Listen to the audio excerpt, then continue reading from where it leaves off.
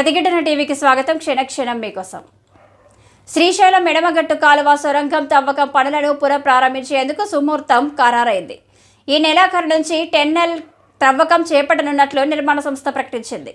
త్రవ్వకానికి ప్రతిబంధకంగా ఉన్న సిపేజీ కట్టడికి geological survey of India సహకారంతో పనులు చేపడుతున్నారు.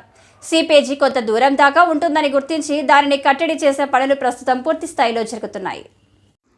సిపేజీ కట్టడి పూర్తి కాగానే ఇంటెల్ శ్రీశైలం జలాశయం వైపు నుంచి టన్నెల్ తవ్వకం చేపడతామని నీటిపారుదల అధికారులకు నిర్మాణ సంస్థ సమాచారం ఇచ్చింది.